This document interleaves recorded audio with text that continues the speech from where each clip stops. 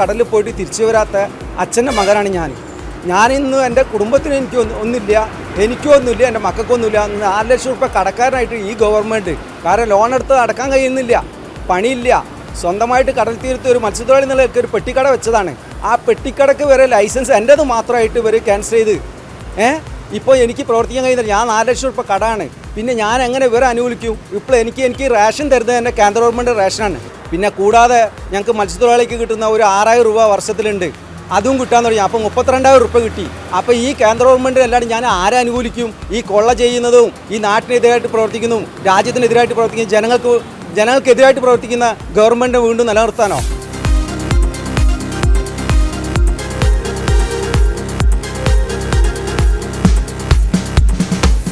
ഇത്രയും നാളായിട്ട് ഇവിടെ വികസനം എന്താണെന്ന് ഞങ്ങൾക്കാർക്കും അറിയില്ല. മത്സ്യത്തൊഴിലാളികളായ ഞങ്ങൾ സ്ത്രീകൾ ഒരുപാട് അനുഭവിക്കുന്നുണ്ട് തൊഴിലില്ലായ്മ. ഇപ്പോൾ ഈ കടലിൽ പോയിട്ട് മത്സ്യം കിട്ടാത്തത് തന്നെ അതൊരു വിഷമമുണ്ട്. അതുകൂടാതെ തന്നെ ഒരു വികസനവും നമുക്കിവിടെ കാണാൻ പറ്റുന്നില്ല.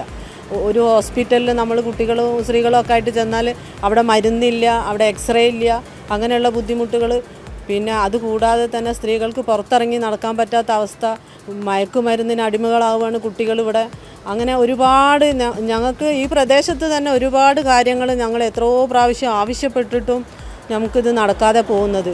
ഒരു വികസനവും ഈ പറയുന്ന ആളുടെ കയ്യിൽ നിന്ന് ഞങ്ങൾക്ക് കിട്ടിയിട്ടില്ല. പുതിയ തലമുറയ്ക്ക് നേട്ടം വേണം എന്തായാലും. അതായത് നമ്മളെ കുട്ടികൾ വഴി തെറ്റിപ്പോകുന്ന ഒരവസ്ഥയാണ് ഇവിടെ കോന്നാട് ഇതിൽ കാണുന്നത്. ഞങ്ങളെ ഈ കാമ്പുറം കോന്നാട് നമ്മളെ കുട്ടികളെ സംരക്ഷിക്കാൻ വേണ്ടി നമ്മൾ ഒരുപാട് കാര്യങ്ങൾ ഇവിടെ വികസനത്തിന് വേണ്ടിയിട്ട് ഞങ്ങൾക്ക് ഒരു ലൈറ്റ് വേണം, അത് വേണം, ഇത് വേണം എന്നൊക്കെ പറഞ്ഞിട്ടുണ്ടെങ്കിലും ഇന്ന് വരെ ആ MP ആയ അയാൾ തിരിഞ്ഞു നോക്കിയിട്ടില്ല ഞങ്ങളെ.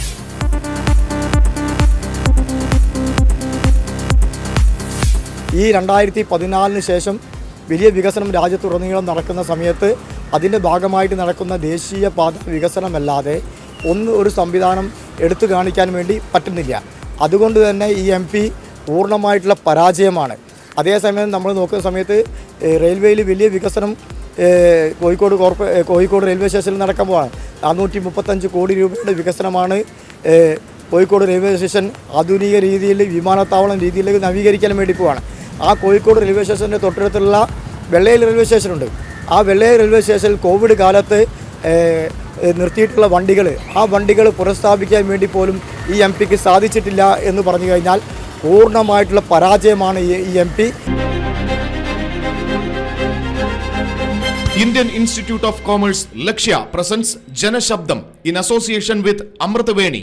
Learn commerce professional courses only from Indian Institute of Commerce Lakshya. Amritaveni Hair Elixir. സമൃദ്ധമായ മുടി ബയോടെക്നോളജിയിലൂടെ.